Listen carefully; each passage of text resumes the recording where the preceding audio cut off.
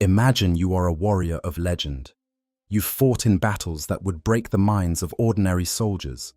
You've seen civilizations rise and fall, watched as your brothers marched to war knowing they might never return. You've given everything to the Emperor, body and soul, until the day your mortal form was shattered beyond all hope of recovery. But death was not granted to you. Instead, you were entombed in a walking sarcophagus of metal and fury. A dreadnought, sentenced to an existence that stretches across millennia. You sleep in the darkness between battles, each awakening bringing you further from the man you once were, closer to becoming nothing more than a machine that remembers what it was like to be human. Now imagine sleeping for 7,500 years. Not the sleep of dreams and rest, but the sleep of stasis, where time loses all meaning and consciousness fades into an abyss so profound that when you finally wake, you're not entirely sure you ever existed at all. And when you do awaken, it's not to the familiar faces of your battle brothers, not to the sacred halls of your fortress monastery, not to the gentle ministrations of tech priests preparing you for holy war. No, you wake to the cacophony of brutal, alien voices, the stench of Xenos filth, the crude hammering of green-skinned savages who've stumbled upon your tomb and mistaken you for nothing more than valuable scrap. This is the scenario we're exploring today. What happens when Orks, the most destructive, chaotic, and paradoxically successful Xenos species in the galaxy, discover a dreadnought that has been lost to time for 7.5 millennia? It's a collision between the ancient and the savage, between the Imperium's most revered war machines and the galaxy's most enthusiastic looters. It's a story that encapsulates everything that makes Warhammer 40,000 both terrifying and fascinating. The grim darkness of the far future, where even the greatest heroes can be forgotten, where time itself becomes a weapon, and where the sacred can fall into the hands of the profane. To understand the full horror and tragedy of this scenario, we need to understand both sides of this equation. We need to comprehend what a dreadnought truly is, beyond the imposing war machine stomping across the battlefield. We need to grasp the psychology and behavior of the Orks, creatures whose very existence seems to defy the laws of physics and reason. And we need to piece together how such a catastrophic meeting could even occur in the first place. Because in the vastness of space, in the aftermath of 10,000 years of near-constant warfare, the galaxy is littered with the remnants of countless battles. Space hulks drift through the void. Ancient fortress worlds lie abandoned after their populations were exterminated, and battlefields from wars fought when the Imperium was still young remain frozen in time, waiting for someone or something to disturb their eternal rest. 7,500 years is not just a long time, it's an epoch. When this dreadnought first entered stasis, the Imperium might have been a very different place. Chapters that existed then might have been declared excommunicate or destroyed entirely. Technologies that were commonplace might have been lost to time. The very Codex Astartes might have undergone revisions, and the warrior inside that adamantium tomb, every person they knew, every battle brother they served alongside, every chapter master who commanded them, every chaplain who guided their spirit, every tech marine who maintained their systems, all of them are dust.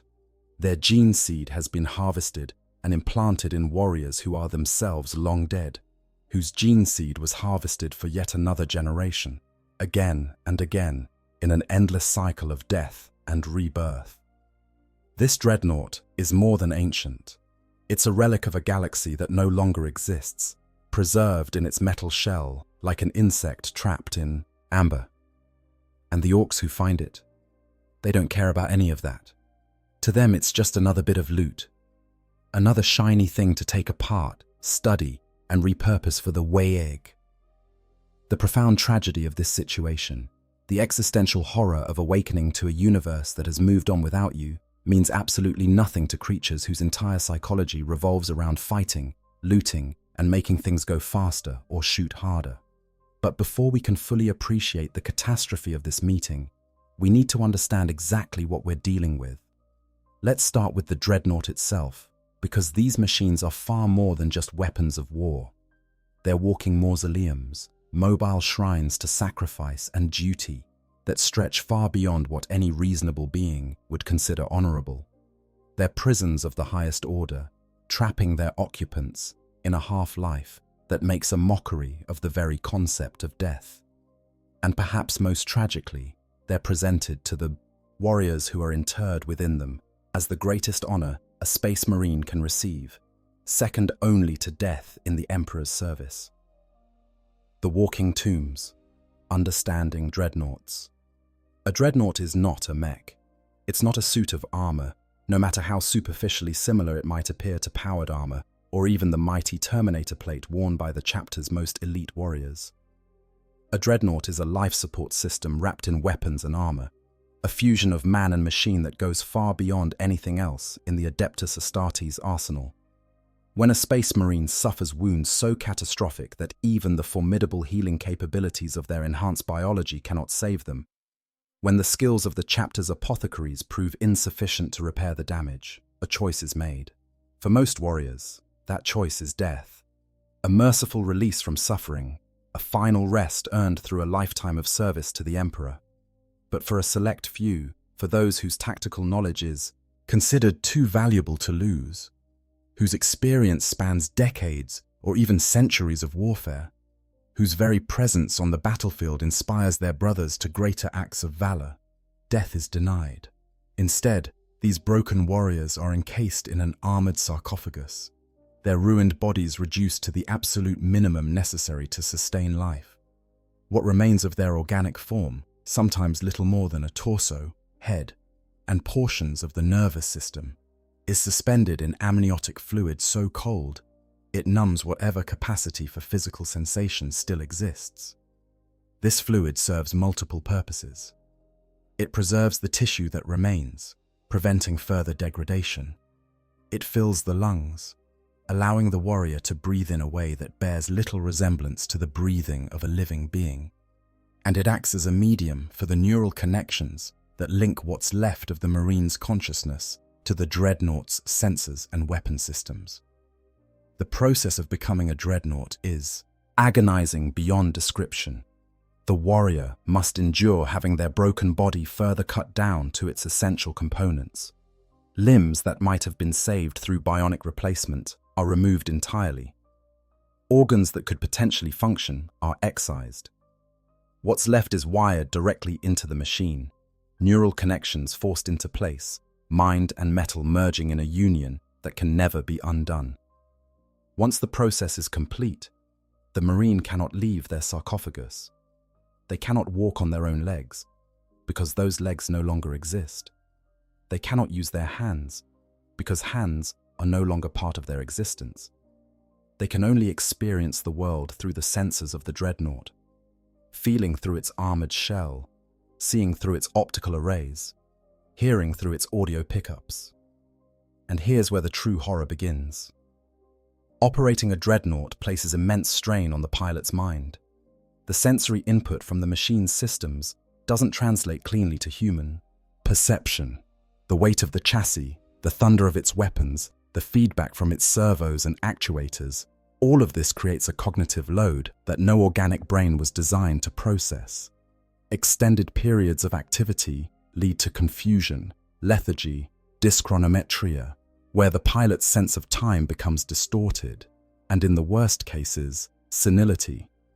The warrior's mind begins to fray at the edges, memories becoming hazy, personality eroding like stone worn smooth by centuries of wind and rain. To preserve what remains of these ancient heroes, Space Marine chapters keep their dreadnoughts in stasis between battles. They're sealed away in the deepest vaults of the fortress monastery, in chambers that serve as both armory and mausoleum. There, in the cold darkness, the dreadnoughts sleep. Not the sleep of restoration or dreams, but a form of suspended animation where consciousness dims to the barest flicker. Days pass like seconds, years vanish in an instant, decades, centuries, even. Millennia can slip away while the Dreadnought sleeps, waiting for the moment when the chapter has need of its power once more. During these periods of sleep, tech priests and chaplains maintain the machines with religious devotion. Every system is checked and rechecked. Sacred oils are applied to the joints and servos. Prayers are whispered to the machine spirits that supposedly dwell within the ancient technology. Purity seals are affixed to the armor, each one a prayer for the warrior's eternal service. The vaults where dreadnoughts rest are considered sacred ground, shrines to sacrifice and duty that junior Marines visit to meditate on what it means to serve beyond death. But here's what makes the Dreadnought's existence truly tragic. Each time they're awakened, each time they're roused from their slumber to fight once more, they return to a world that has changed. Battle brothers they knew are dead. Officers who led them into battle have fallen. The chapter itself has evolved, adapting to new threats and new doctrines. And the Dreadnought, they remain frozen in time, carrying memories of battles fought long ago, of brothers whose faces have faded from living memory, of traditions that have been modified or abandoned entirely. The oldest Dreadnoughts become living links to their chapter's past. Bjorn the Fell-Handed of the Space Wolves has been in service for over 10,000 years. He fought during the Great Crusade, stood beside Primarchs, and witnessed the Horus heresy firsthand. He remembers the Emperor not as a distant mythological figure, but as a warrior he personally served. But Bjorn is exceptional in his clarity of mind. Most Dreadnoughts are not so fortunate. Most experience a gradual erosion of self, their personalities becoming simplified, their memories fragmenting, their very humanity slowly leaching away until what remains is a weapon that thinks, a gun with consciousness but diminishing capacity for anything beyond war. And the chapters revere them for this sacrifice. The Dreadnoughts are honored as living ancestors, their wisdom sought by chapter masters facing difficult decisions, their presence on the battlefield considered a blessing from the Emperor himself. But beneath that reverence lies a grim truth. The Dreadnoughts are prisoners. They've been denied death, denied peace, denied even the simple dignity of aging and fading naturally. They exist in a state of perpetual service that makes a mockery of the phrase, "Only in death does duty end," because for a Dreadnought, duty never ends. Not until the sarcophagus is breached and the pilot within is finally, mercifully, allowed to die. Now imagine being one of these warriors. Imagine serving your chapter for a century before your body is broken beyond repair. Imagine the brief moment of hope when you think death has finally come, only to wake in the cold darkness of a sarcophagus, your humanity stripped away, your body reduced to meat suspended in freezing liquid. You fight, you sleep, you wake to fight again. Each awakening brings fewer familiar faces. Each battle leaves you more confused about where you are, when you are. The centuries blur together until you can't remember if you've been asleep for a year or 100 years. And then, one day, you don't wake at all. Not for the usual span of a few decades between battles. You sleep for 7,500 years, 75 centuries. An expanse of time so vast that entire civilizations could rise and fall in its span. When you finally wake, if you wake, nothing you knew exists anymore. The galaxy itself might be fundamentally different. And in this particular scenario, you wake not because your chapter needs you, not because you're being prepared for a glorious last stand, but because crude Xenos have accidentally triggered your activation sequence while trying to tear your sarcophagus apart for scrap. The Green Tide. Understanding the Orks. To understand what happens next, we need to examine the other half of this equation. The Orks. Greenskins. The galaxy's most successful invasive species. A plague of fungal-derived Xenos that infests every corner of known space, and probably quite a few corners that haven't been charted yet. The Orks are, on the surface, simple creatures. They're big, they're green, they're violent, and they live for nothing except fighting. But beneath that simplicity lies a biological and psychological complexity that makes them one of the most dangerous threats the Imperium has ever faced. Orks are not born in the traditional sense. They reproduce through spores, microscopic cells that are released constantly throughout an orc's life and in massive quantities when they die.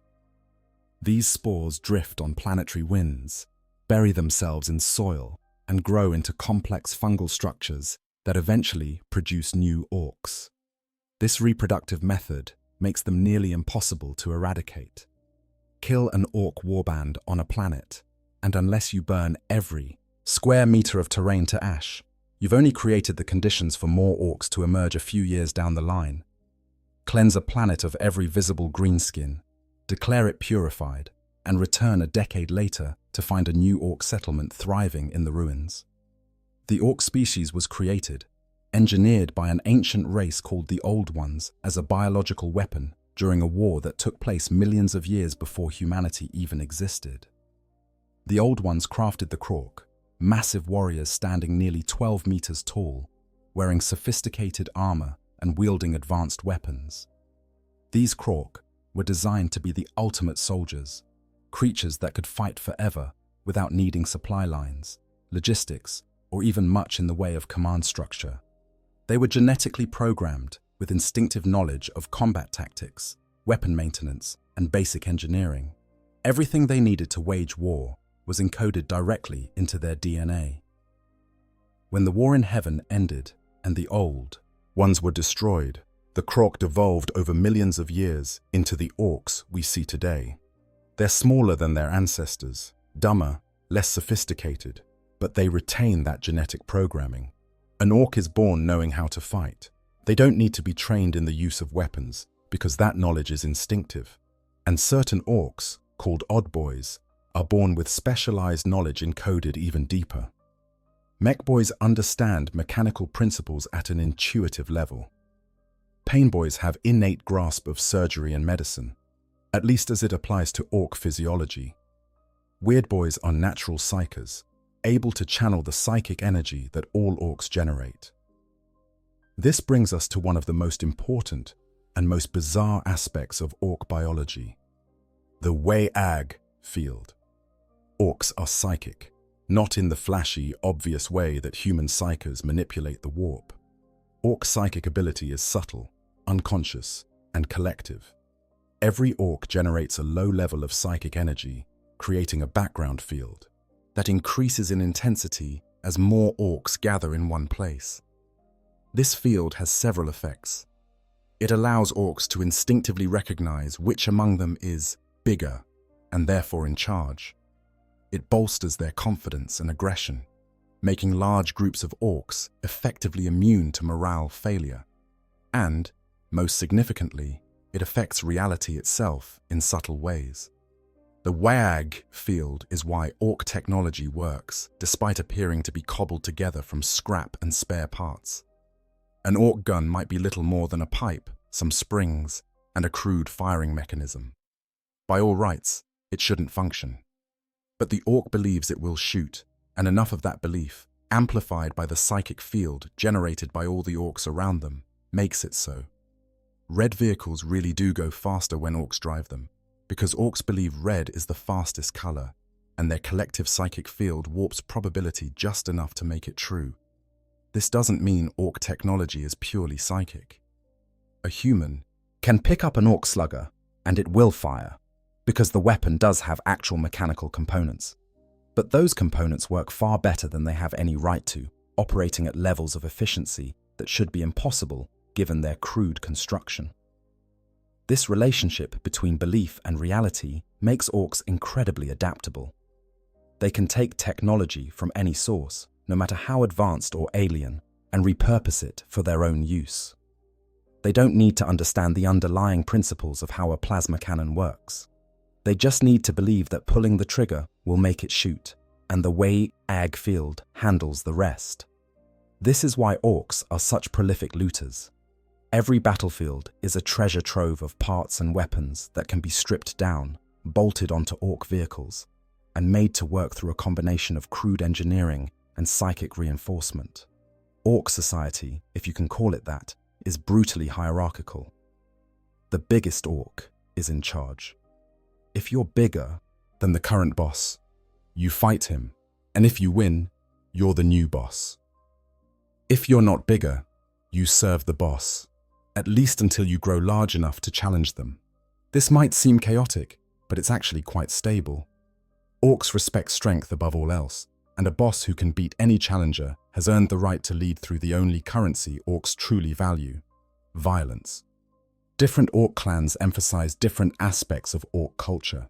The Goths are the biggest and meanest, embodying pure brutality. The evil Sons are obsessed with speed, painting everything red and mounting as many orcs as possible on fast-moving vehicles. The Bad Moons are flashy and wealthy by orc standards, their teeth growing faster than other orcs, giving them more currency to spend on bigger guns and fancier gear.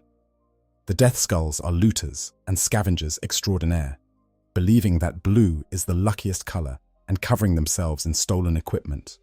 The Blood Axes are unusual in that they've actually learned from human tactics, using camouflage and coordinated assaults instead of just charging headlong into battle. The Snakebites reject most technology, preferring to fight with more primitive weapons and war beasts. But regardless of clan, all orcs share certain fundamental drives. They need violence the way humans need food and water. An orc who isn't fighting regularly becomes irritable and listless. They'll start fights among their own kind just to satisfy the urge for combat.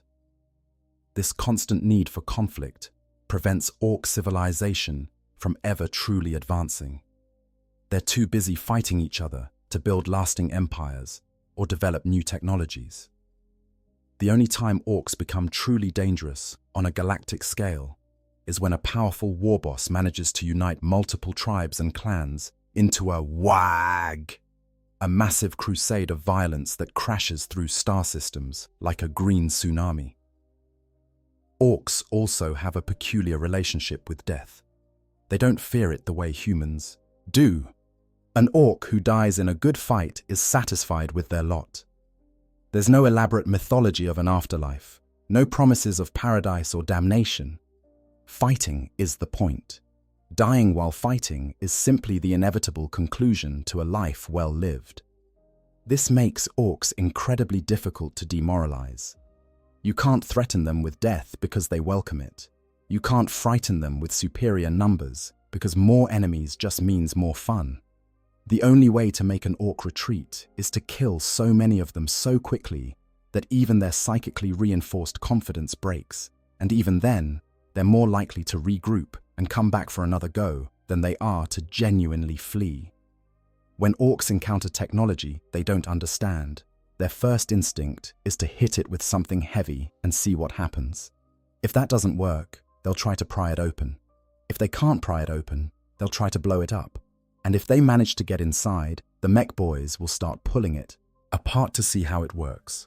Because to a mech boy, every piece of technology is just a puzzle waiting to be solved. They don't approach engineering with any kind of theoretical framework. They don't read manuals or consult schematics. They just look at a thing, poke at it until it does something interesting, and then figure out how to make it do what they want. This brings us to the scenario at hand. What happens when orcs, creatures whose entire existence revolves around fighting and looting, who approach technology with all the subtlety of a wrecking ball, who have no concept of reverence or historical significance, stumble upon a dreadnought that's been sleeping for 7,500 years? To understand that, we need to establish how such a discovery could even happen in the first place. The discovery, when past meets present. The galaxy of Warhammer 40,000 is vast beyond human comprehension. It contains billions of stars, trillions of planets, and the remnants of countless civilizations that rose and fell over the course of tens of thousands of years. In a galaxy this size, with warfare as constant and widespread as it is in the 41st millennium, things get lost. Not just small things. Entire planets can be forgotten. cut off from the greater Imperium by warp storms or bureaucratic oversight, their populations left to fend for themselves for generations before anyone notices they're missing. Space hulks, massive conglomerations of wrecked spacecraft fused together by the chaotic energies of the warp, drift through real space and the immaterium, sometimes emerging from the warp thousands of light years from where they entered, carrying with them the preserved remnants of battles fought millennia ago. For a dreadnought to sleep undisturbed for 7,500 years requires a very specific set of circumstances. The most likely scenario involves some form of catastrophic failure. Perhaps the chapter that owned this dreadnought was destroyed, their fortress monastery overrun by enemies who didn't understand what they'd captured. Perhaps the installation where the dreadnought was stored was caught in a warp storm that dragged it out of real space for millennia, only to deposit it somewhere far from where it started. Perhaps the planet where the dreadnought rested was simply forgotten, its records lost in the endless bureaucracy of the administratum, and over the centuries, whatever conflict had brought Space Marines to that world faded from memory. Or consider this: a Space Marine chapter responds to a distress call from a remote Imperial world. They deploy their forces, dreadnoughts among them, and engage the enemy in brutal warfare. The battle goes poorly. The chapter takes catastrophic casualties. In the chaos of retreat, one dreadnought is left behind, its pilot having entered emergency stasis after the dreadnought sustained critical damage. The retreat is so frantic, the losses so severe, that no one notices one additional name missing from the roll call. The chapter, reduced to a fraction of its former strength, has more immediate concerns than searching for a single dreadnought that might already be destroyed. Years pass. The world where the dreadnought lies dormant is eventually conquered by Xenos, or falls to chaos, or simply becomes too dangerous for the Imperium to reclaim. It's marked as lost on whatever star charts still include it. More years pass. Decades. Centuries. The chapter that left the dreadnought behind fights and dies in other wars. New chapters are founded. The galaxy moves on.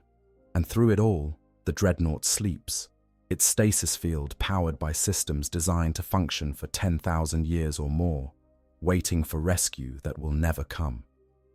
Now, 7.5 millennia later, Orks arrive. Perhaps they're running from a bigger, meaner warband and need a place to hide. Perhaps their mech has sensed something interesting on this world, some echo of technology that draws them like a magnet. Perhaps they're just meandering through space, looking for anything that might be worth a fight or a loot, and this forgotten world happens to be in their path. The reason doesn't particularly matter. What matters is that Orks, lots of them, have landed on a world that hasn't seen intelligent life in thousands of years. The Orks spread out, looking for anything useful. They find ruins, old structures, long since collapsed into rubble. Some of these ruins bear symbols that a scholar of the Imperium would recognize as belonging to the Adeptus Astartes, but Orks don't care about symbols beyond whatever looks impressively spiky or suitable for painting on their own vehicles. They dig through the debris, looking for metal to salvage, weapons to claim, anything shiny enough to be worth taking. And then they find it. Buried under centuries of accumulated debris, hidden in a chamber whose roof has partially collapsed, sits a massive metal object. It's roughly humanoid in shape, standing perhaps 4 meters tall even in its dormant state. It's covered in dust and grime, its surface pitted and scarred from its last battle all those millennia ago.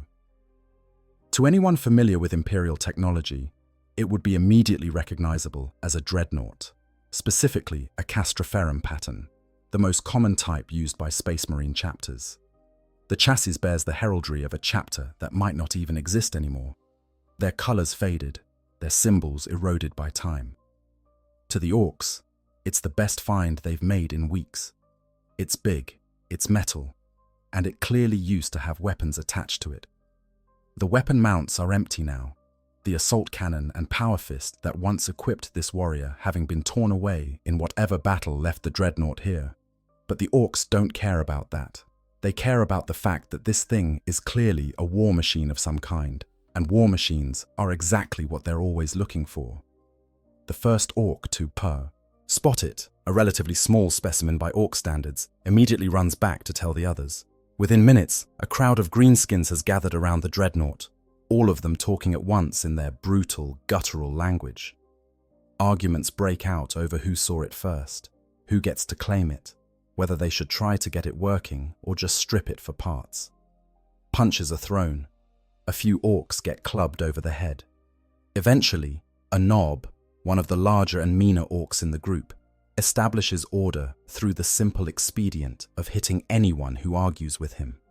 The Nob examines the Dreadnought with the kind of attention an Ork reserves for particularly interesting bits of loot. He walks around it, noting the way it's built, the thick armor plating, the access hatches that are sealed shut.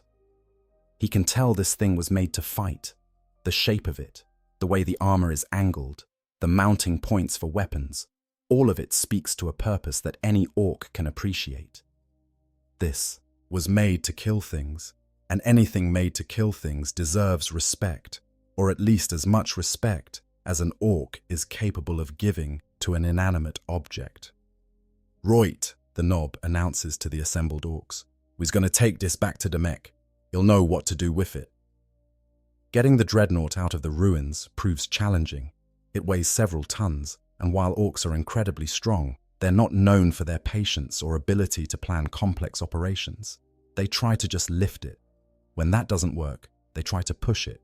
When that doesn't work either, someone suggests blowing a bigger hole in the wall so they can drag it out with a truck. This seems like a reasonable plan to everyone involved, so explosives are placed with the kind of care and precision one would expect from creatures who think more explosions is always the answer to any problem. The resulting detonation brings down what's left of the structure's roof and nearly buries several Orks under falling debris, but it does create an opening large enough to extract the Dreadnought. Chains are attached. A looted Imperial vehicle, probably a Chimera or Lehman Russ, that's been modified to the point where it's barely recognizable, is brought up. The Orks attach the chains and gun the engine.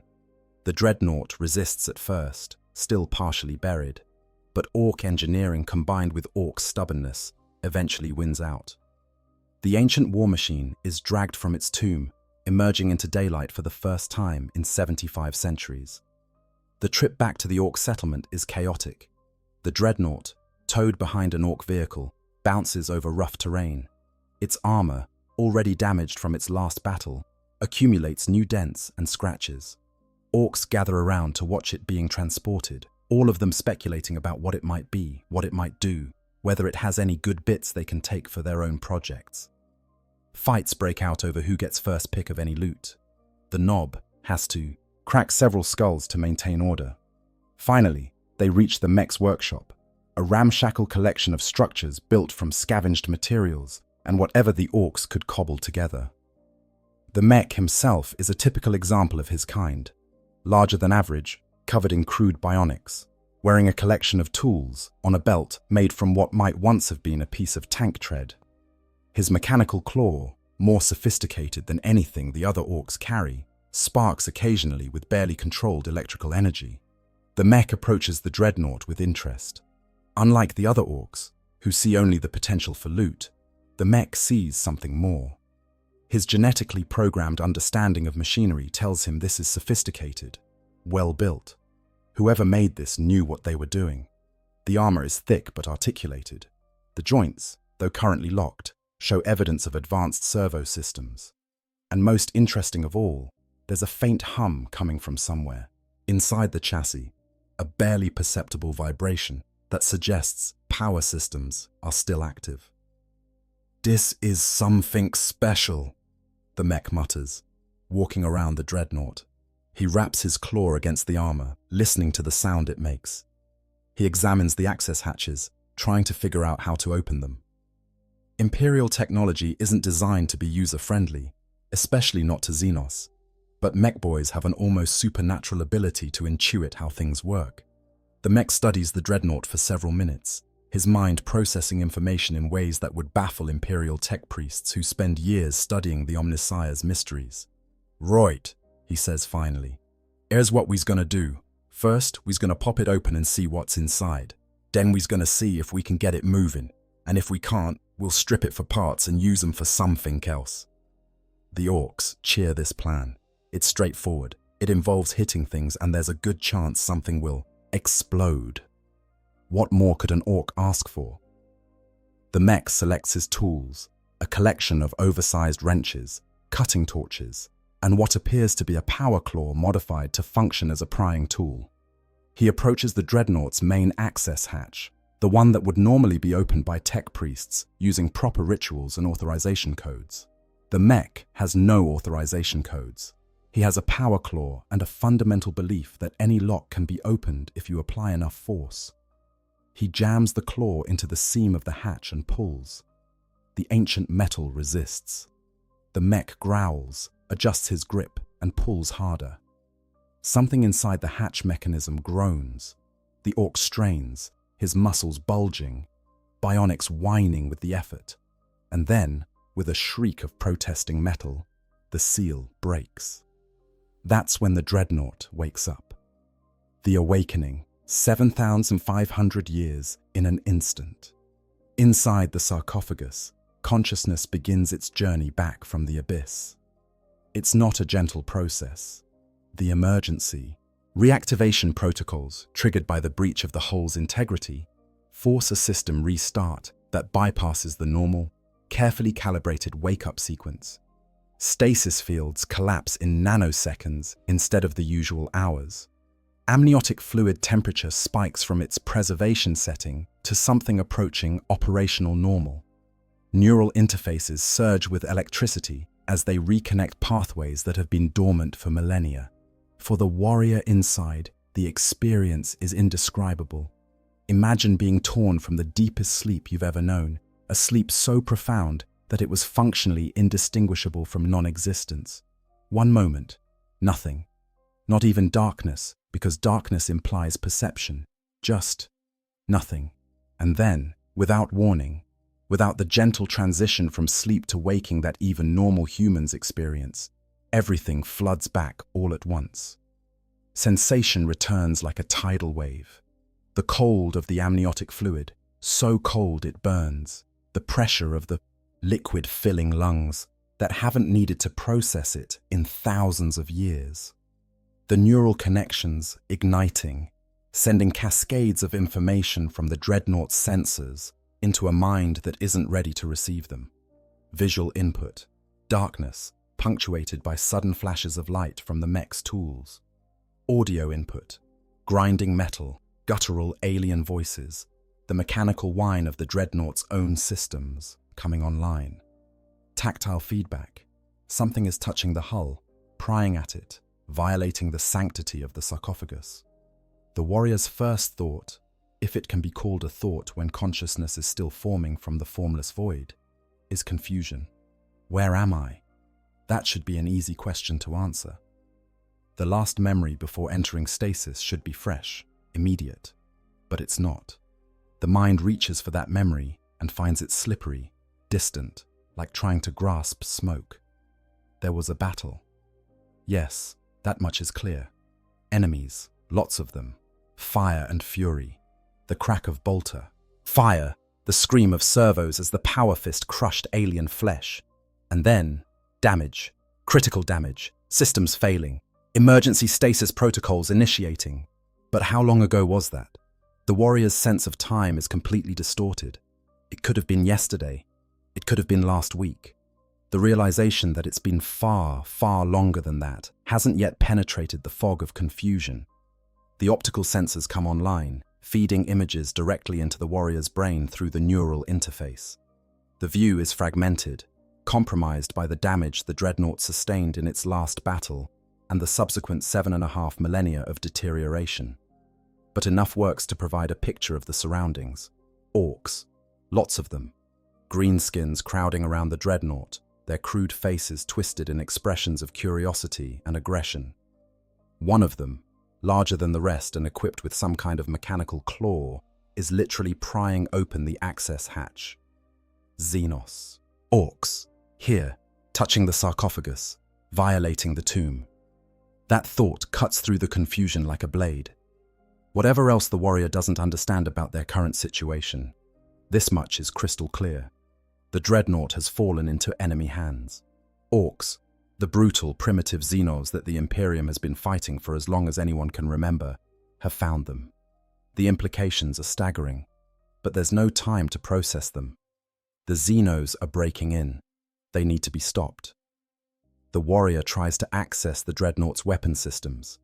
In the time before, in the battles they remember fighting, this would have been as natural as breathing. Think about raising the assault cannon, and the Dreadnought raises it. Think about firing, and the weapon speaks thunder. But now, reaching for those systems feels like reaching for a limb that's fallen asleep, all pins and needles, and refusal to respond properly. The assault cannon isn't there. The power fist isn't there. The weapon systems are simply gone, torn away in that last battle, or scavenged at some point during the millennia of abandonment. Panic tries to creep in, but Space Marines are conditioned against panic. Decades or centuries of training, enhanced by psycho-indoctrination and genetic modification, create warriors who can face any situation with something approaching calm. The warrior forces their mind to focus, assess the situation. No weapons, limited mobility, hostile Xenos in immediate proximity. Options? The Dreadnought's motivational systems are still functional. The warrior can feel the servos responding, sluggishly, but responding nonetheless. If they can stand, if they can move, they can fight even without weapons. A Dreadnought is massive, weighing several tons. Its fists alone, while not equipped with power fields, are still capable of crushing orc skulls through sheer kinetic force. The warrior sends the command to stand. The Dreadnought's legs receive the signal, and after a moment of resistance, begin to respond. Hydraulics groan, servos whine. Joints that haven't moved in 75 centuries protest the sudden demand for motion. But Dreadnoughts are built to last, over-engineered by the Mechanicus, to function under the worst possible conditions. Slowly, ponderously, the ancient war machine begins to rise. The Orks notice immediately. Their chattering stops. The mech, still holding his power claw near the partially opened access hatch, takes an instinctive step back. For just a moment, the greenskins are silent, watching in something that might be awe as the massive metal warrior pulls itself upright for the first time in millennia. Inside the sarcophagus, the warrior is experiencing something approaching sensory overload. Every movement sends feedback through the neural interface.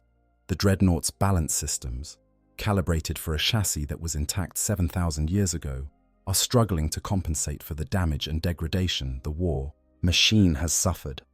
The warrior sways, nearly falls, catches themselves, adjusts.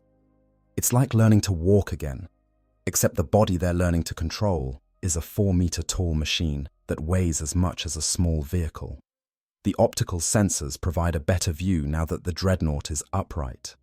The warrior can see the mech's workshop, the collection of ramshackle structures and salvaged equipment. They can see the Orks, dozens of them, all staring at the newly awakened war machine with expressions that range from confusion to excitement. And in that moment, seeing the Xenos clearly, the full horror of the situation begins to dawn on the warrior. This isn't just a group of Orks that happen to stumble across them. This is an Ork settlement, a camp, which means there are more of them, probably many more, and the Dreadnought is deep in enemy territory with no support, no backup, no hope of extraction. The fortress monastery might be on the other side of the galaxy. The chapter might not even exist anymore. How long was I asleep? That question echoes through the warrior's mind, demanding an answer that won't come. The Dreadnought's chronometer, if it ever had one, isn't accessible through the damaged systems. There's no way to know how much time has passed, but something feels wrong. The chapter should have come looking for them. The chapter should have recovered their Dreadnought. Unless Unless they couldn't. Unless something prevented them. Unless the warrior has been lost for so long that the chapter gave them up for dead. The Orks recover from their momentary shock with impressive speed. One of them, probably the warband's leader, judging by his size and the number of brutal-looking trophies hanging from his armor, steps forward. He's massive even by Ork standards, standing nearly as tall as a space marine in power armor. His muscles grotesquely overdeveloped, his face scarred from countless battles. The war boss, because that's clearly what he is, looks up at the Dreadnought and grins. It's the kind of grin that would make most beings reconsider their life choices. It's a grin that says this Ork has found something wonderful, a new challenge, a new fight, something big and metal and clearly built for war. "What we got here?" the war boss bellows, his voice carrying across the workshop. "Looks like one of dem Yumi machines what likes to stomp around." He laughs, a sound like grinding metal. "This is gonna be a good scrap." The warrior doesn't understand the Ork's words. Ork language is harsh, brutal, bearing no resemblance to Gothic or any civilized tongue. But the tone is unmistakable. The Xenos are excited. They see the Dreadnought not as a threat to be avoided, but as an opportunity for violence. And violence, the warrior knows, is exactly what's about to happen. The warrior takes a step forward. The Dreadnought's leg responds, but the movement is jerky, uncoordinated. 7,000 years of inactivity, even in stasis, has affected the machine's systems in ways the Mechanicus never fully documented, because no Dreadnought was ever meant to sleep that long. Lubricants have degraded, seals have crystallized, microscopic fractures have developed in components that were designed to last forever, but apparently couldn't quite make it to 75 centuries. But the warrior fights through it. Another step, better this time. The motor control is returning, the neural interface re-establishing its connections, the warrior's consciousness meshing more fully with the machine. It's not smooth, it's not clean, but it's functional enough. The warboss sees the Dreadnought moving toward him and responds exactly as you'd expect an Ork to respond. He doesn't retreat, he doesn't call for backup. He pulls out the biggest chopper the warrior has ever seen, a massive cleaver of a weapon that looks like it was made by welding together several smaller blades and adding some extra spikes for good measure. He charges. The battle is about to begin. When ancient fury meets green tide. The warboss's charge is the opening move in a fight that represents everything fundamental about both parties involved. For the Ork, it's the purest expression of their existence. Seeing something that looks tough and immediately trying to kill it. For the warrior in the Dreadnought, it's the distillation of millennia of training, combat experience, and psycho-conditioning into a single, overwhelming imperative. Destroy the Xenos. The warrior has no weapons beyond the Dreadnought's armored fists, but those fists are still formidable. Each hand is as large as an Ork's torso, sheathed in ceramite armor that's scarred and pitted, but still capable of withstanding most conventional weapons. The warrior swings, aiming for the charging warboss. The Dreadnought's fist moving in a wide arc that displaces air with an audible whoosh. The warboss ducks under the swing with surprising agility for something so massive. Orks, despite their size and bulk, are faster than they have any right to be. The warboss comes up inside the Dreadnought's guard and brings his chopper down on the war machine's midsection. The blade, crude but effective, bites into the armor with a shower of sparks. The sound of metal on metal rings across the workshop like a bell. The warrior feels the impact through the Dreadnought's tactile feedback systems, a sharp report of damage that translates to neural signals that approximate pain. Not real pain, not the pain of flesh being cut, but something close enough to trigger the same response patterns. The warrior pivots, using the Dreadnought's greater mass to their advantage, and brings their other fist down in a hammering blow aimed at the warboss's head. The warboss blocks with his chopper, the blade taking the impact with a metallic scream. The force of the blow drives the Ork backward, his feet gouging furrows in the dirt floor of the workshop. But he's grinning even wider now, if that's possible. This is exactly what he wanted. A proper fight against something that can actually hurt him. The other orcs, watching this exchange, are going absolutely wild. They're cheering, howling, pounding their weapons against whatever surface is handy. Some of them are taking bets on who's going to win. A few are already fighting among themselves, because watching a good fight always gets orcs worked up to the point where they need to hit something themselves. The war boss recovers from being pushed back and immediately charges again, this time aiming for the Dreadnought's legs. It's a smart move, relatively speaking. Take out the legs, and even the toughest enemy becomes a lot less mobile. The chopper comes in low, aiming for the joint where the Dreadnought's knee connects to the upper leg section. If that joint fails, the warrior is going down. The warrior sees the attack coming and reacts on pure instinct, the kind of combat awareness that comes from centuries of battle. They shift their weight, pulling the targeted leg back while simultaneously stepping forward with the other one. The movement isn't as smooth as it should be, the Dreadnought's balance system still compensating for damage and degradation. But it's enough. The chopper strikes armor instead of the vulnerable joint. And while it leaves another scar on the ceramite, it doesn't achieve the crippling blow the warboss was going for. The warrior counterattacks, driving their knee into the warboss's chest. The impact lifts the orc off his feet and sends him flying backward into a workbench that collapses under his weight. Tools and spare parts go everywhere. The orcs watching howl with delight at seeing their boss get tossed around like a rag doll. But the warboss is far from finished. He pulls himself out of the wreckage of the workbench, shakes his head to clear it, and comes back for more. This time, he's even more aggressive, his chopper moving in a whirlwind of strikes that force the warrior to go defensive. Each blow that connects with the Dreadnought's armor does a little more damage. The ancient ceramite, weakened by age and already compromised from the battle that wounded the warrior in the first place, is starting to fail in places. The warrior knows they're in trouble. Without proper weapons, without the assault cannon that could have shredded the warboss at range, or the power fist that could have crushed him in a single strike, the fight is a lot more even than it should be. And the Dreadnought's systems, already struggling after the emergency reactivation, are showing signs of strain. The left leg is responding with increasing sluggishness. The optical sensors are flickering occasionally. The reactor, ancient and pushed beyond its normal operational parameters, is running hot. But surrender is not an option that exists in the warrior's vocabulary. Space Marines don't retreat. They don't give up.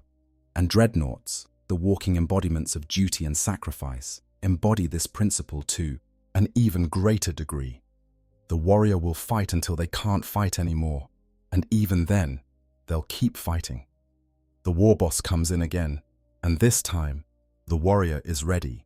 Instead of trying to block or dodge, the warrior moves into the attack, accepting a glancing blow from the chopper in exchange for getting close enough to grapple. The Dreadnought's arms close around the warboss, ceramite-sheathed hands locking together behind the orc's back in a crushing bear hug. The warboss struggles, his incredible strength pitting itself against the Dreadnought's servo-assisted grip. For a moment, it's a pure contest of force. The Dreadnought's servos whine with the effort. The warboss's muscles strain to the point where blood vessels burst under his skin.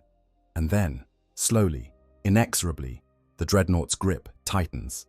The orc's armor, a crude assembly of metal plates and chainmail, begins to buckle. The warboss roars, not in pain, but in fury at being trapped.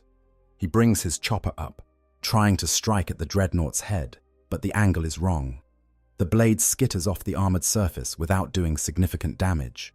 The warrior tightens their grip further.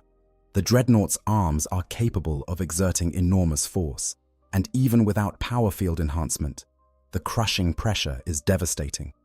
Something in the warboss's chest cracks. Then something else.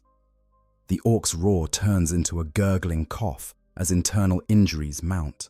And that's when the rest of the orcs decide they've seen enough of their boss getting crushed and decide to join the fight.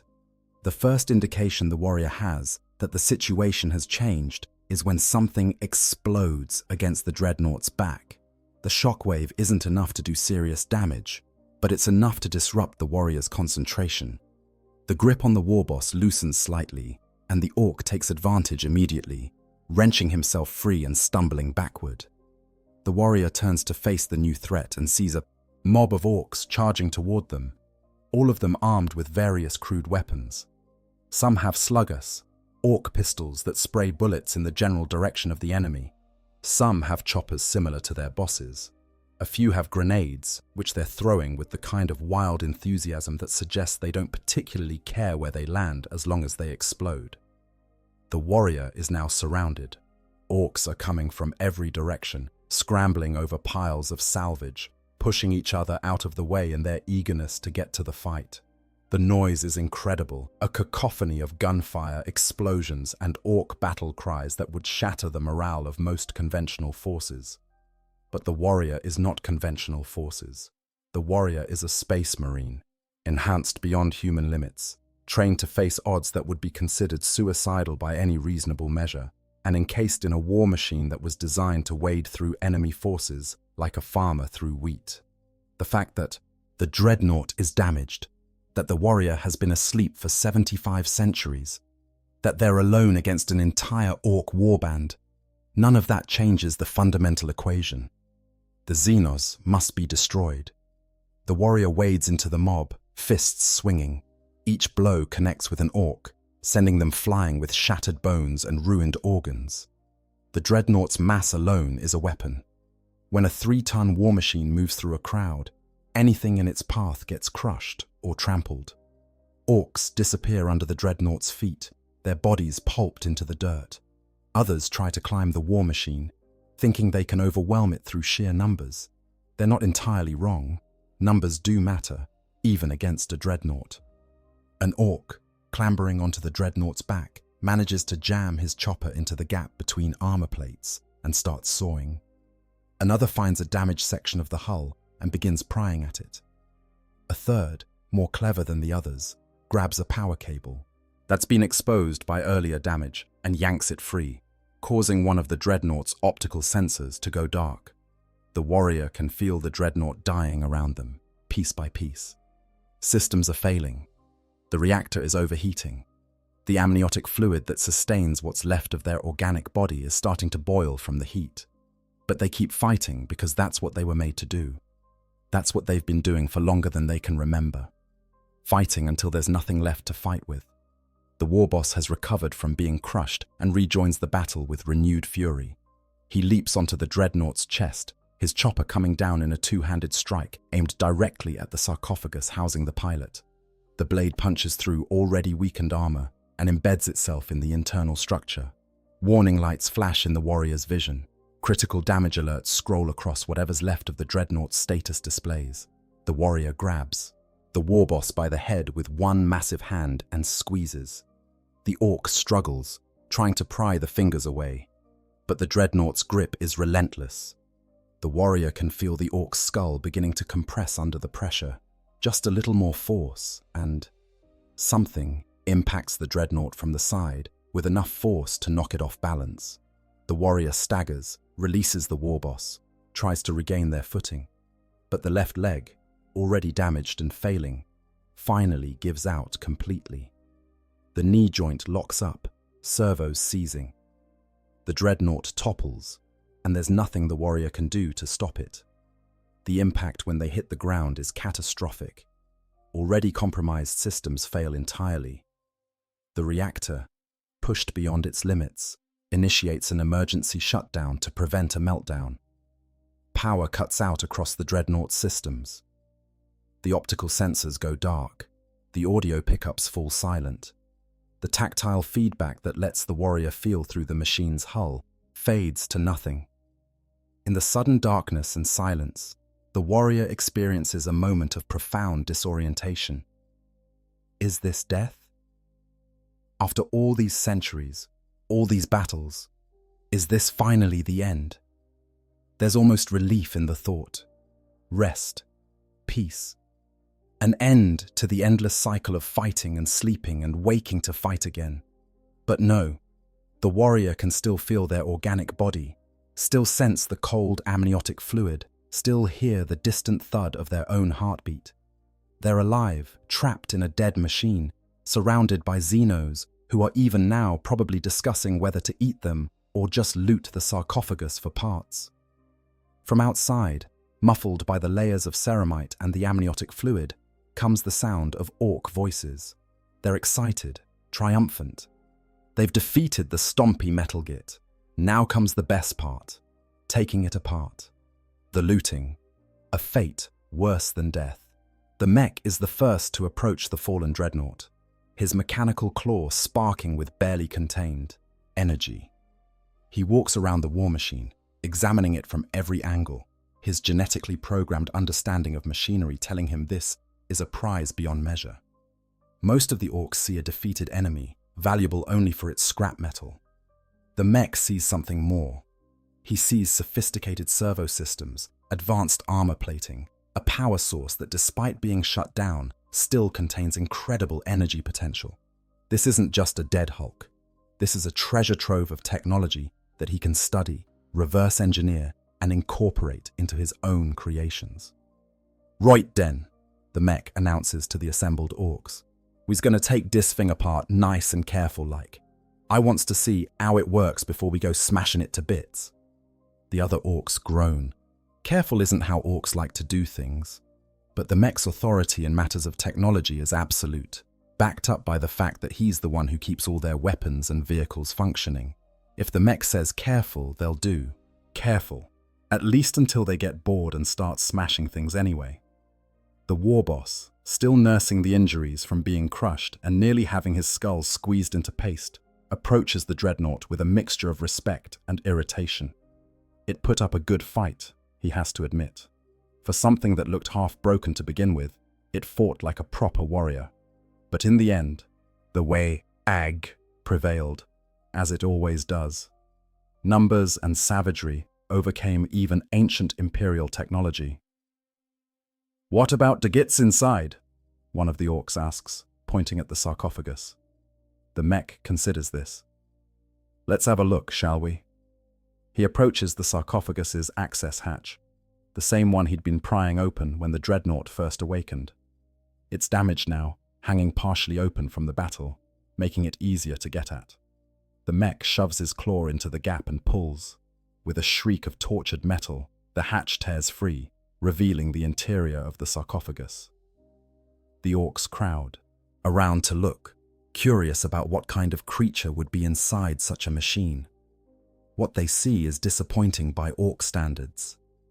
There's not much left of the Space Marine, who was once a mighty warrior of the Imperium. Most of the organic body is gone, reduced to a torso, portions of the arms, and a head that's mostly concealed by the neural interface helmet. What's visible is pale, almost bloodless, suspended in the thick, oily amniotic fluid. Tubes and cables snake into the flesh at dozens of points, feeding nutrients, removing waste, maintaining the fragile spark of life in what's left of the warrior's biological components. "That's it?" one of the Orks says, clearly unimpressed. "That tiny little thing was controlling this whole machine." Inside the sarcophagus, the warrior can hear the Orks' voices clearly now that the hatch is open. They still don't understand the language, but the tone is unmistakable. Curiosity mixed with disappointment. They'd expected something more impressive. Instead, they found what looks like a broken, dying thing floating in a tank. The mech peers closer, his mechanical eye focusing on the neural connections. "Interesting," he mutters. "They plugged the Yumi straight into the machine. Makes the Yumi part of the machine itself, it does." He reaches out with his claw, tracing one of the neural cables without actually touching it. "That's proper clever, that is." The warrior wants to speak, wants to rage at the Xenos violating their tomb, wants to curse them with every oath they know. But the Dreadnought's vocal systems are offline, and their organic throat hasn't produced actual sound in centuries. All they can do is lie there, helpless, and listen as the Orks discuss their fate. "Should we kill it?" another Ork asks. The mech considers this. "Nah, might be useful to keep it alive for a bit, see how the connection works. Then we can kill it." So the decision is made with the kind of casual brutality that characterizes Ork culture. The song, warrior will be kept alive, at least temporarily, so the mech can study how a human pilot interfaces with a Dreadnought chassis. After that, death. Quick if the warrior is lucky, drawn out if the Orks get creative. The mech sets to work with his tools, carefully removing components from the Dreadnought while trying to keep the sarcophagus's life support systems functioning. He's not doing this out of any sense of mercy. He just wants his test subject to survive long enough to be useful. The other Orks, less interested in the technical aspects, begin stripping the Dreadnought's armor plating, prying off anything that looks like it might be valuable. Over the next several hours, the warrior can only listen as their war machine, their tomb, their entire existence for the past however many millennia, is systematically dismantled. The sounds are horrific to someone who still retains some connection to their humanity. The whine of cutting tools, the crash of armor plates being dropped on the ground, the chatter of Orks arguing over who gets what piece. Each sound is a violation, a desecration of something that should be sacred. The mech works his way deeper into the Dreadnought's systems, examining servo assemblies, poking at the neural interface connections, trying to understand the principles that allow a human consciousness to control such a complex machine. He's smart by Ork standards, which means he can actually learn from what he sees, instead of just smashing it and hoping something useful falls out. He makes notes, crude sketches drawn on metal plates with a cutting torch, documenting the connections between the organic pilot and the mechanical systems. "This is good stuff," he says to no one in particular. "Real good stuff. I could use this for the new stomper I'm building. Hook up a grot to the controls, make it respond faster. Yeah, that might work." The warrior's horror deepens. The mech isn't just going to loot the Dreadnought. He's going to steal the technology, pervert it, use it for his own crude constructions. Thousands of years of accumulated machine spirit wisdom, technology that dates back to the Great Crusade or even earlier, all of it is going to be repurposed for Ork war machines. It's a desecration beyond measure, but there's nothing the warrior can do to stop it. They're helpless, completely at the mercy of Xenos, who have no concept of mercy. The only consolation, if it can be called that, is that the warrior's suffering will eventually end. The mech will finish his examination, extract whatever knowledge he wants, and then kill what's left of the pilot. And maybe, finally, after all these millennia of service and sacrifice, the warrior will be granted the rest they've earned 1,000 times over. The disassembly continues into the night. The Orks work by the light of torches and crude electric lamps, their shadows dancing on the walls of the workshop. Some of them grow bored and wander off to find fights or food or whatever else. Orks do when they're not looting. But the mech stays focused, driven by his innate understanding that what he's taking apart represents technology far beyond anything the Orks normally have access to. By the time the sun rises the next day, the Dreadnought has been reduced to its component parts. The armor plating is stacked in one corner. The servo assemblies are laid out in another. The weapon mounts, empty though they are, have been claimed by a knob who thinks they'll look good on his truck. And the sarcophagus, with the warrior still alive inside it, sits alone in the center of the workshop, connected to a crude power source the mech rigged up to keep the life support functioning. The mech approaches the sarcophagus one final time. He's learned what he wanted to learn. He's documented the neural interface design, understood the basic principles of how the connection works. The pilot is no longer useful. Time to dispose of the evidence and move on to actually building something with his new knowledge. He raises his power claw, preparing to crush the sarcophagus and end the warrior's life. The warrior, watching through the few sensors that still function, feels a strange mixture of emotions. Relief that it's finally over. Grief for all the things they never got to do, all the battles they never got to fight, all the brothers they never got to know. Anger at dying at the hands of Xenos instead of inglorious combat for the Emperor. And underneath it all, a deep, bone-deep exhaustion. They've been awake, in one form or another, for far too long. Sleep, true sleep, the kind that comes with death, sounds like the best gift they could possibly receive. The mech's claw descends, and then, just before it makes contact, a sound cuts through the morning air. A sound that makes every orc in the settlement freeze. A sound that's unmistakable to anyone who's spent time in the 41st millennium. The roar of ship engines, Imperial ship engines, and they're getting closer. The Gigaon, rescue, when hope returns from the void. The sound grows louder, resolving into the distinct howl of drop pods cutting through atmosphere. The orcs react with typical enthusiasm, immediately forgetting about the sarcophagus and rushing to grab weapons. This is what they live for. New enemies arriving from the sky means new fights, new loot, new opportunities for violence. The mech hesitates, his claw still raised above the sarcophagus. Part of him wants to finish what he started, but another part, the part that's driven by an orc's love of a good fight, pulls him toward the sounds of battle that are about to begin. After a moment's consideration, he lowers the claw and heads toward the commotion, leaving the sarcophagus intact. He can always come back and finish the job later. Right now, there's fighting to be done. Inside the sarcophagus, the warrior processes this development with a mind that's running on fumes. Imperial forces.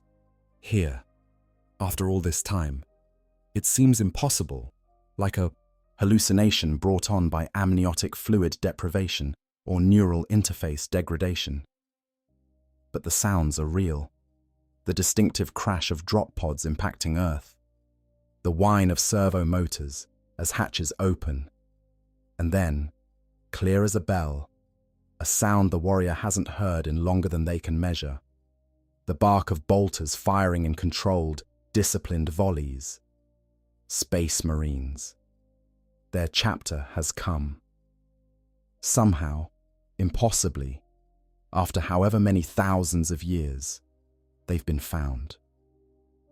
The battle that erupts around the Ork settlement is brief and brutal. The Space Marines, fresh and equipped with the best weapons the Imperium can provide, tear through the Ork forces with clinical efficiency. The Orks, for their part, give as good as they get. But they're disorganized, caught off guard, and facing opponents who've trained for exactly this kind of operation. The warrior can hear it all, but can see almost nothing.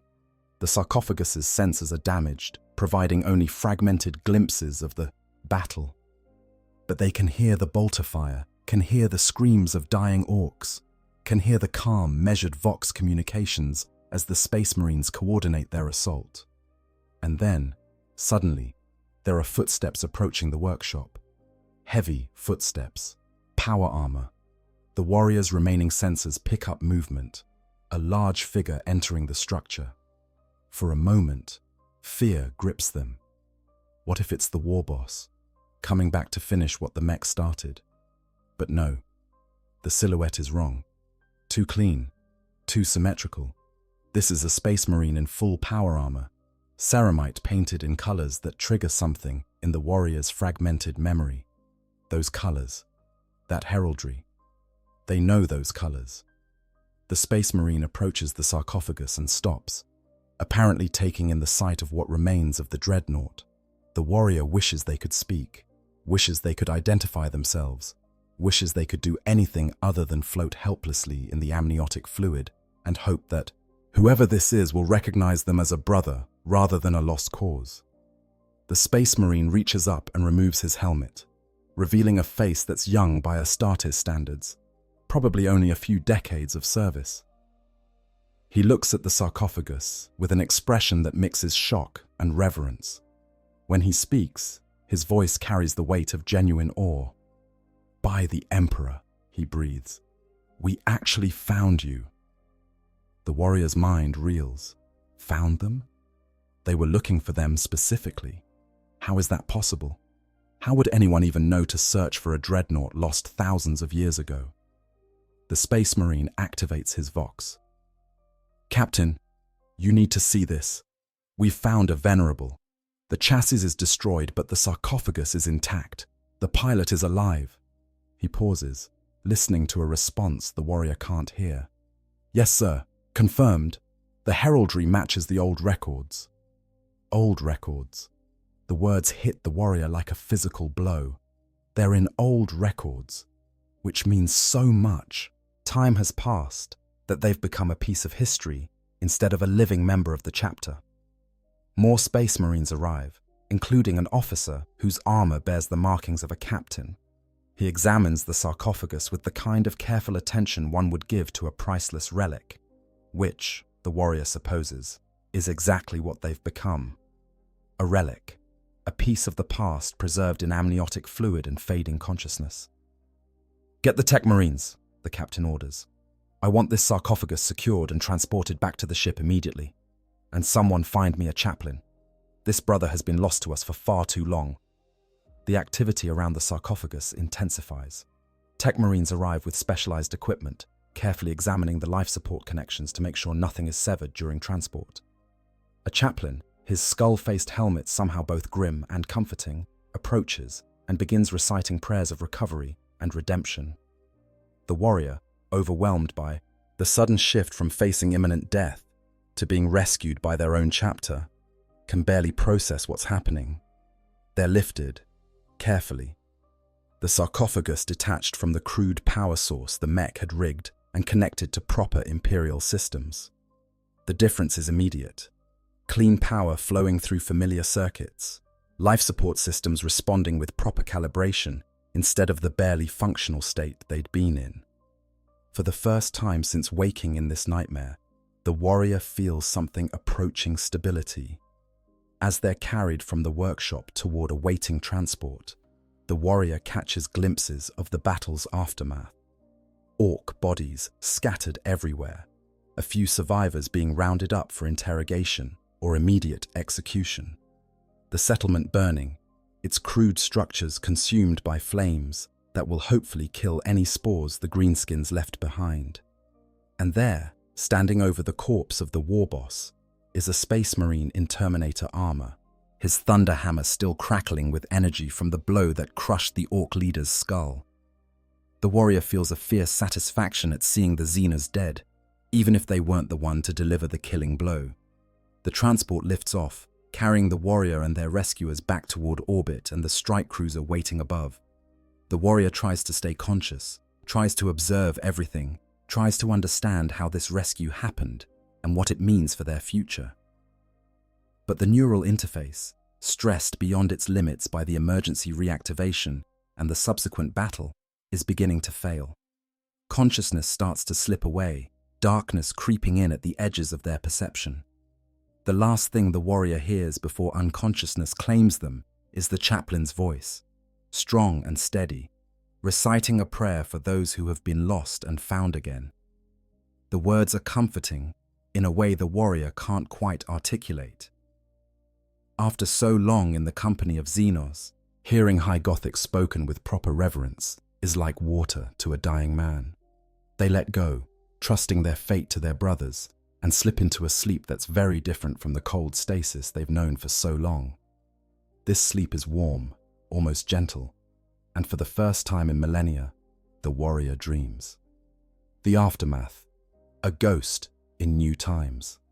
The warrior wakes slowly, gradually, without the jarring shock of the emergency reactivation that pulled them from 7,000 years of slumber. This awakening is controlled, managed by tech marines who know exactly what they're doing, overseen by apothecaries who monitor every biological sign to ensure the process doesn't cause additional damage. The first thing the warrior becomes aware of is the change in their environment. They're no longer in the crude, violated sarcophagus they'd inhabited for so long. They've been transferred to a new one, freshly constructed or possibly adapted from another Dreadnought that fell in battle. The amniotic fluid is clean, properly temperature controlled. The neural connections are precise, calibrated. The life support systems hum with the efficiency of well-maintained machinery. The second thing they become aware of is that they're not alone.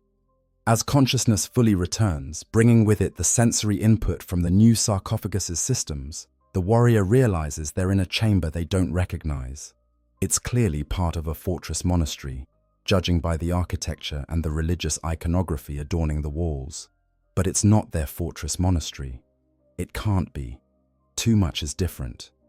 The layout, the specific symbols, even the quality of the stonework suggests construction techniques that post-date their own time by centuries. or even millennia. A voice speaks, rendered through the sarcophagus's audio systems with crystal clarity. "Welcome back, Ancient One. Your rest has been far too long, but the Emperor has seen fit to return you to us." The warrior tries to respond, tries to speak, and finds that the vocal systems of this new sarcophagus are functional. The voice that emerges is mechanical, synthesized, bearing little resemblance to what their original voice might have sounded like, but it works. "Where am I?" The words come out slowly, each one carefully formed. "How long?" "You are in the Fortress Monastery of the Iron Hammers chapter, on the world of Korath 7, the voice replies. The warrior's senses adjust, bringing the speaker into focus. It's a chaplain, his power armor adorned with the symbols of his office, his skull-faced helmet resting on a table nearby. "As for how long, that is a tale that will take time to tell, but you have been lost to us for 7,438 years, give or take a few decades. The records from that era are incomplete." 7,438 years. The number is so vast it almost loses meaning. The warrior tries to process it, tries to comprehend what more than 7 millennia means, and finds it impossible. That's not just a lifetime. That's not even just generations. That's epochs. Entire civilizations have risen and fallen in less time. "The Iron Hammers," the warrior manages. I served with the Crimson Fists, the 14th Company." The chaplain nods slowly. "The Crimson Fists survive and endure to this day, though they have faced trials that would break lesser chapters. But you..." He pauses, choosing his words carefully. "The records indicate that you were seconded to a joint task force during the War of the False Primarch, a catastrophic conflict that saw entire chapters lost or destroyed. The task force you were assigned to disappeared without trace. Your chapter declared you lost, along with all the others who served in that ill-fated campaign. The War of the False Primarch. The warrior searches their memory for any knowledge of such a conflict and finds nothing. It must have occurred after their time, or perhaps they never learned its name before they fell. The Iron Hammers," the chaplain continues, "are descended from the Crimson Fists, a successor chapter founded in the Cursed Founding. We share your gene seed, your heritage, and when word reached us that Imperial forces had detected a Dreadnought bearing the heraldry of our forebears on an abandoned world in Ork-controlled space, we launched an immediate recovery operation." "How did you know?" the warrior asks. "How did you know I was there?" "We didn't," the chaplain admits. "Not with certainty, but long-range auger scans detected what appeared to be an active power signature consistent with a Dreadnought's reactor. The Orks had apparently been too ignorant to realize what they had found, or too busy with their own conflicts to care. When our scouts confirmed the presence of a sarcophagus bearing Crimson Fist's heraldry, the chapter master ordered your immediate recovery." The warrior processes this information, still struggling to make sense of their situation. They've been lost for 7.5 millennia. Their original chapter still exists, but they've been recovered by a successor chapter that didn't even exist when they fell. The entire galaxy has moved on without them. My brothers," the warrior says. "The 14th Company, the task force. Did anyone else survive?" The chaplain's expression becomes, if possible, even more somber. "You are the only one we have recovered. The others are lost to time and war. Their gene seed is gone, their bodies claimed by the enemies of the Imperium or scattered across battlefields whose very names have been forgotten. You alone remain, Ancient One, the last living link to that era." The weight of that statement is crushing. The warrior is alone. Everyone they knew, everyone they served alongside, everyone they commanded or was commanded by, all of them are dead.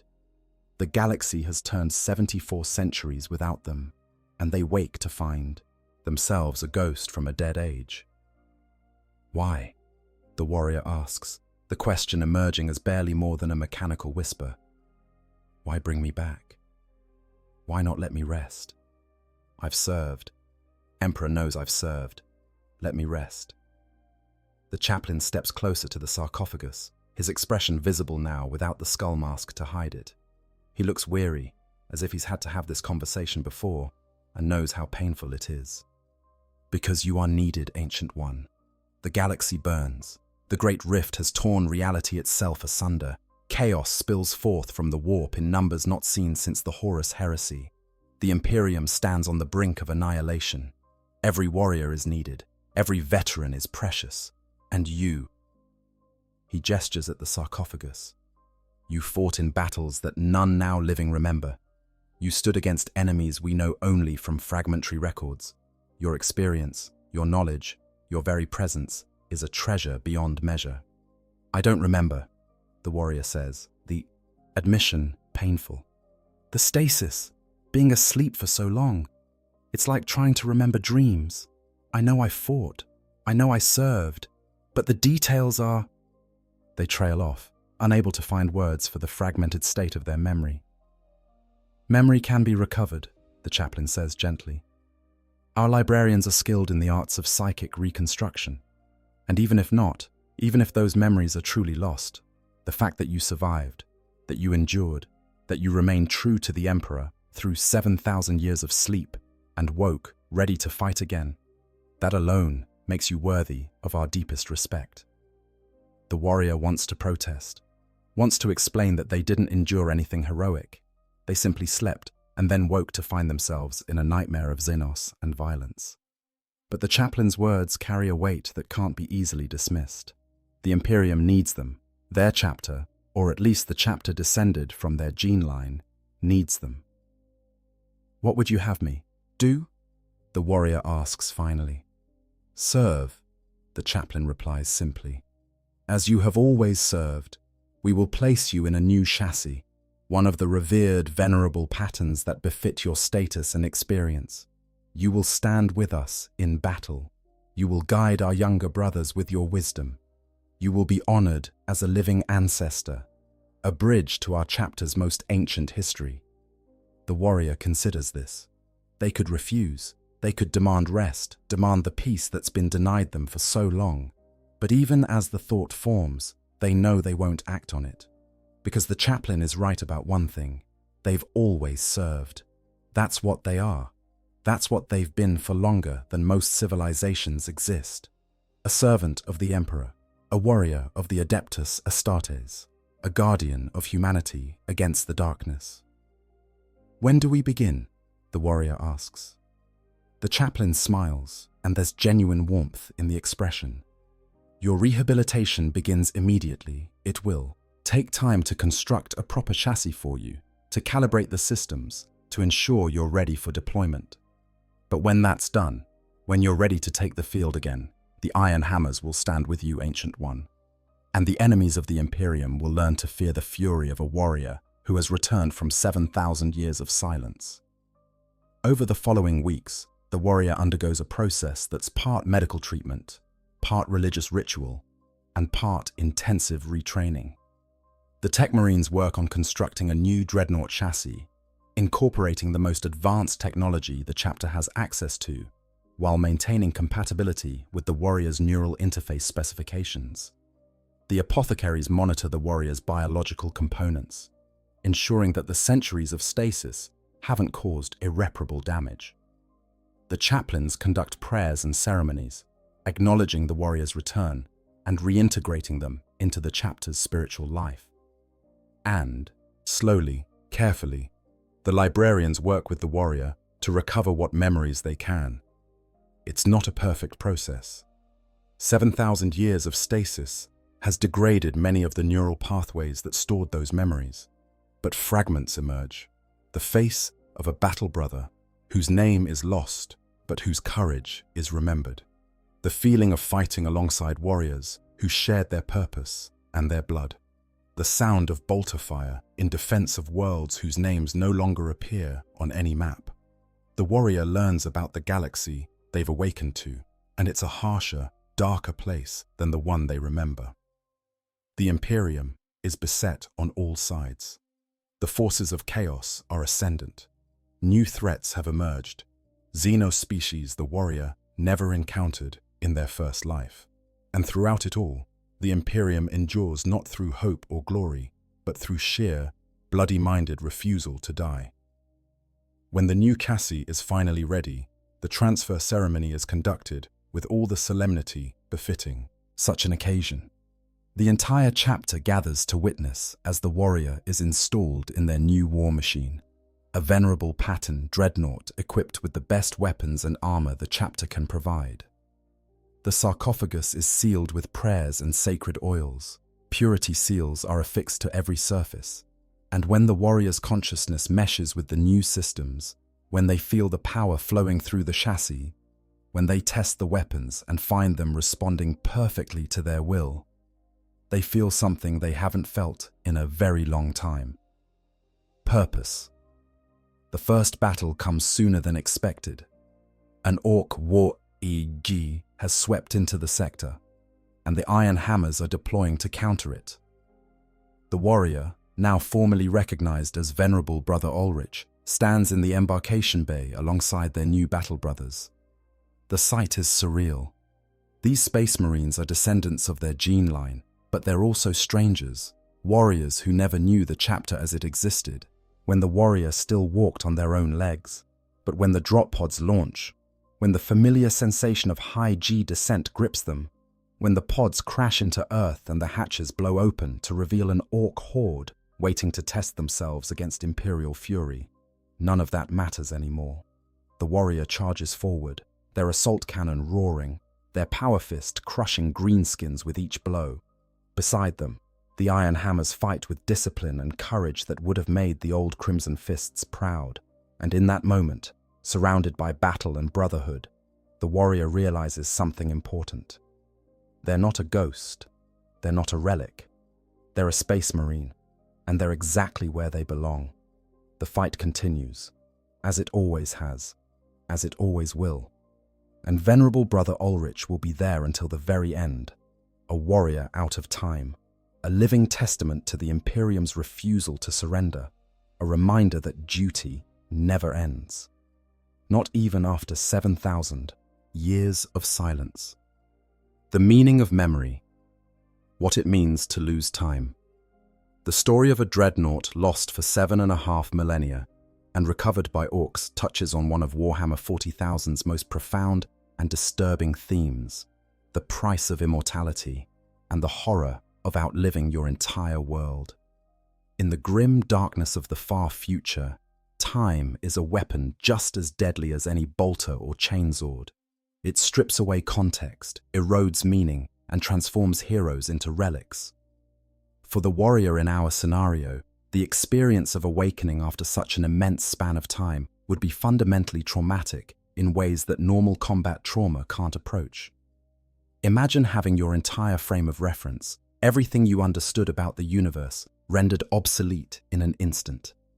The politics you knew no longer exist. The enemies you fought are gone, replaced by new threats. The very Imperium you served has evolved or devolved, depending on perspective, into something you might barely recognize. This is the dark mirror of the Dreadnought's supposed honor. Yes, they get to serve beyond death. Yes, their wisdom and experience are preserved for future generations. But at what cost? Every time they wake, the world is a little more alien. Every time they sleep, more of who they were slips away. The Dreadnought pilots who maintain their sanity and clarity for thousands of years, warriors like Bjorn the Fell-Handed, are exceptional precisely because they shouldn't be possible. Most Dreadnought pilots experience gradual mental degradation, their personalities simplifying, their memories fragmenting, until what remains is a weapon that thinks rather than a person who fights. The Imperium's treatment of Dreadnoughts reveals much about its fundamental character. These warriors are revered, yes, but they're also exploited. They're kept alive not for their own benefit, but because they're useful. The moment they cease to be useful, when senility makes them unreliable, or when they're destroyed in battle, the Imperium mourns them and moves on. There's no retirement for a Dreadnought, No peaceful end to service. They fight until they die, and if they're lucky, that death comes in glorious battle rather than slow systems failure in some forgotten vault. The Orks, in their crude way, represent the antithesis of this approach. They don't preserve their heroes in walking tombs. When an Ork dies, they're dead, and a new Ork grows from their spores to take their place. There's no attempt to hold on to the past, no drive to preserve wisdom or experience beyond what can be beaten into the next generation's heads. And while this might seem wasteful or primitive, it also means Orks don't carry the weight of history the way the Imperium does. They're always present, always in the now, unburdened by the accumulated grief of 10,000 years. When Orks encounter a Dreadnought, especially one as ancient as the warrior in our scenario, they see only a machine. They don't comprehend the tragedy of the pilot's existence. They don't understand what it means to be trapped in a metal shell for thousands of years, denied death, denied peace, denied even the basic dignity of aging naturally. To them, it's just another piece of loot, another war machine to take apart and repurpose. The fact that there's a living being inside, a mind that's been conscious for longer than some Ork civilizations have existed, means nothing to them. This fundamental disconnect makes the scenario both horrifying and darkly ironic. The warrior's entire existence is predicated on service to the Imperium and the preservation of their combat experience for future generations. But when they finally wake after 7,000 years, it's to the realization that they were forgotten, that their sacrifice meant nothing in the grand scheme of things, that the Imperium moved on without them and would have continued to do so if not for the sheer chance of an augur scan detecting their power signature. The broader implications, technology, faith, and the Imperium's failures. The scenario of Orks discovering an ancient Dreadnought also serves as a lens through which we can examine the Imperium's relationship with technology and its own history. The Imperium of Man claims to revere the past, to honor its heroes, to preserve the knowledge and sacrifice of those who came before. But in practice, it's terrifyingly bad at this. The Imperium loses things constantly. Entire technologies are forgotten and relegated to the status of archaeotech. Standard template. Constructs from the dark age of technology are treated as holy relics because the knowledge to reproduce them has been lost. Whole sectors can be cut off from the rest of the Imperium and forgotten for generations. And individual heroes, no matter how decorated or important, can disappear into the void and never be recovered. This happens for several reasons. The Imperium is vast beyond human comprehension, spanning millions of worlds across the entire galaxy. The bureaucracy required to manage such an empire is equally vast and equally prone to failure. Records are lost, corrupted, or simply filed incorrectly.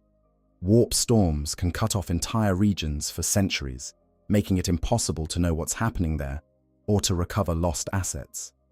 And the sheer scale of warfare in the 41st millennium means that battlefields are rarely thoroughly searched for fallen warriors or equipment.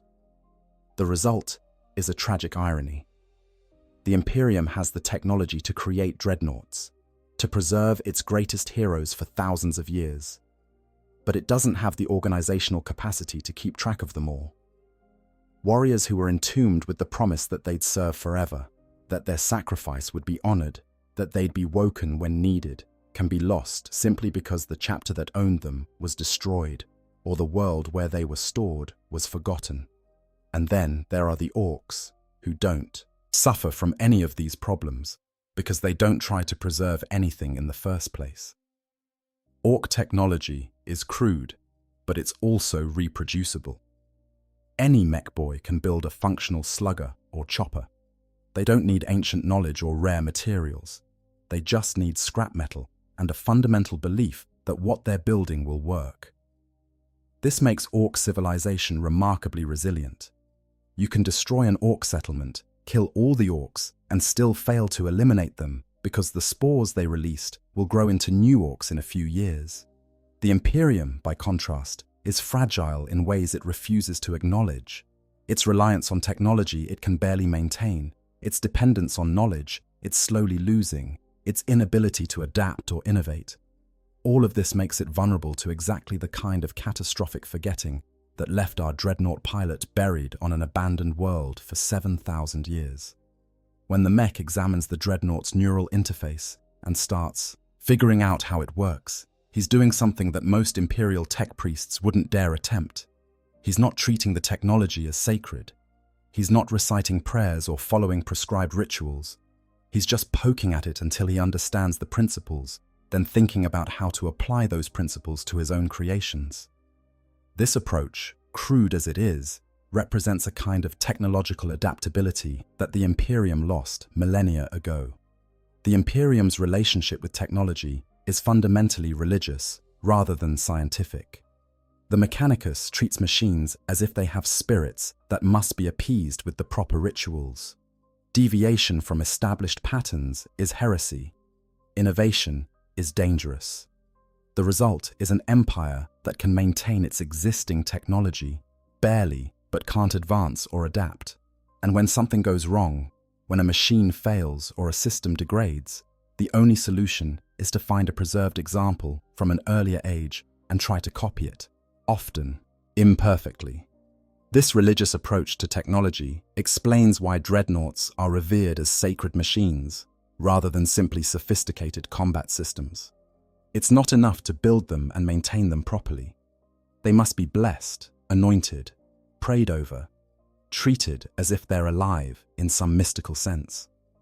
And while this might seem like superstition to a 21st century audience, in the 41st millennium, it might actually be necessary. The warp's influence on reality means that belief can affect how machines function.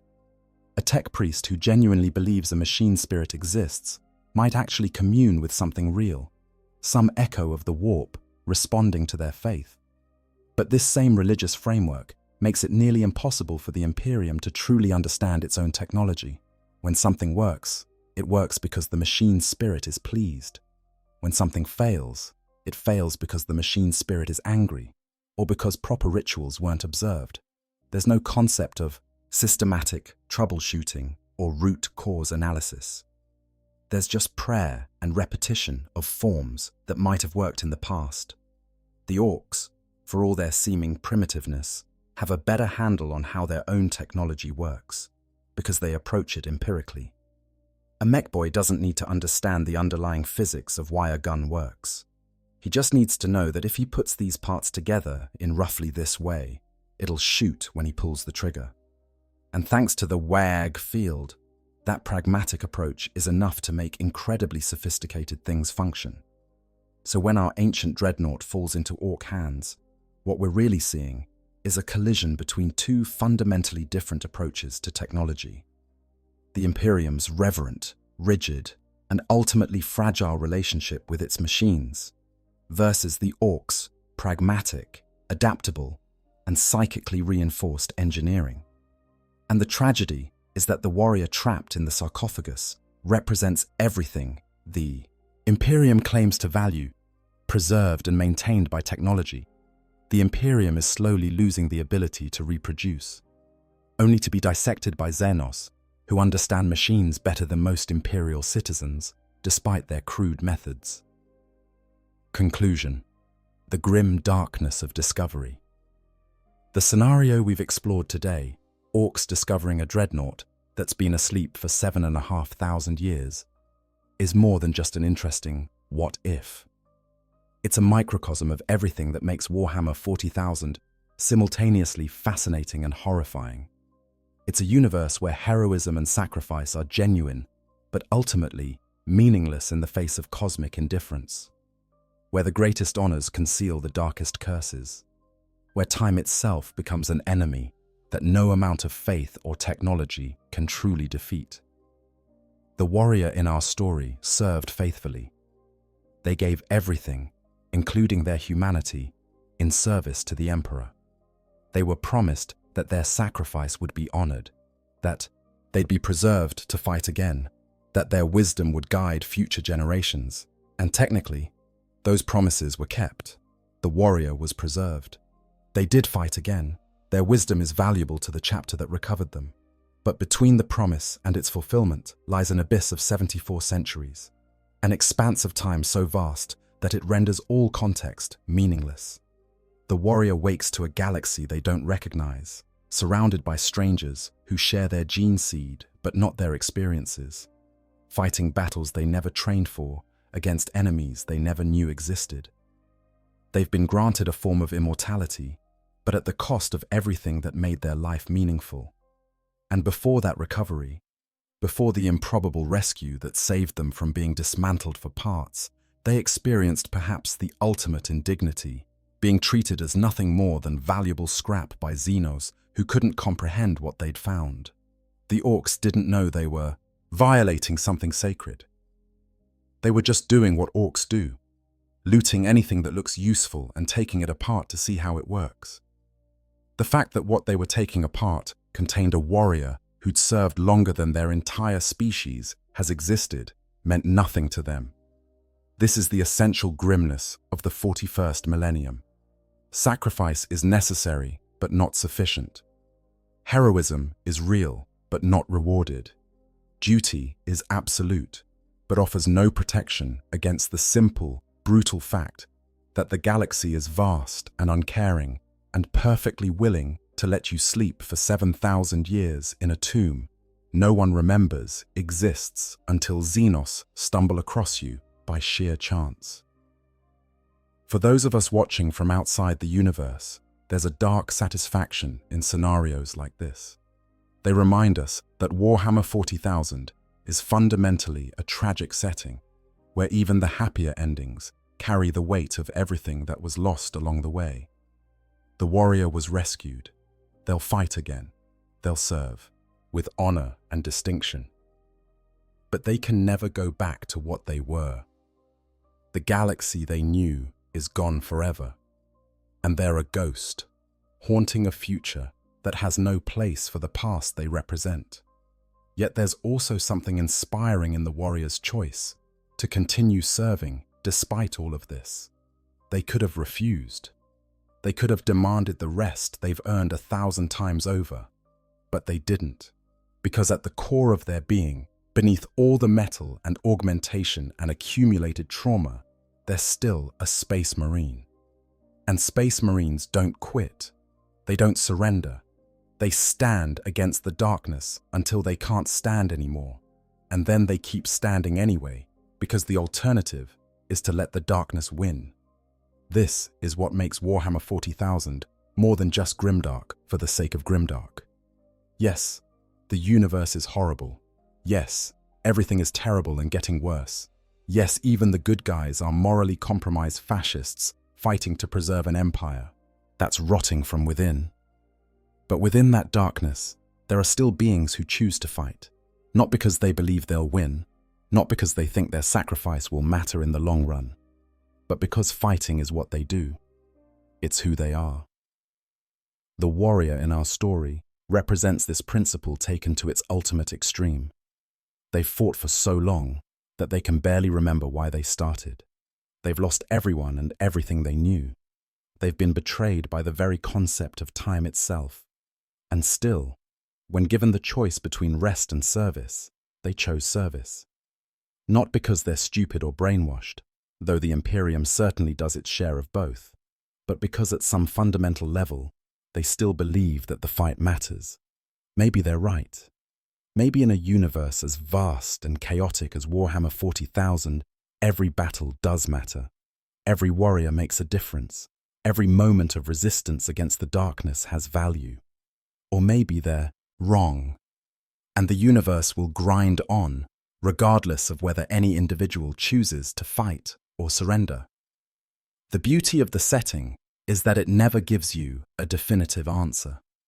It just shows you the choice and asks, what would you do? So the next time you see a Dreadnought on the tabletop or read about one in the lore, remember that it's not just a walking tank. It's a person, or at least what's left of one, trapped in a metal tomb and denied the peace of death. It's a warrior who's given more than any reasonable being should be asked to give. It's a monument to the Imperium's simultaneous reverence for its heroes and its willingness to exploit them beyond all reason. And if you're an Ork player who's just looted a Dreadnought chassis for parts, well, you're probably not thinking about any of this. You're just excited about all the good bits you can salvage. And honestly, in the grim darkness of the far future, maybe that's the healthiest attitude to have. If you enjoyed this deep dive into the collision between ancient Imperial technology and Ork enthusiasm for violence and looting, make sure to like this video and subscribe to the channel. Let me know in the comments what other scenarios from the Warhammer 40,000 universe you'd like me to explore. Until next time, remember, in the grim darkness of the far future, there is only war.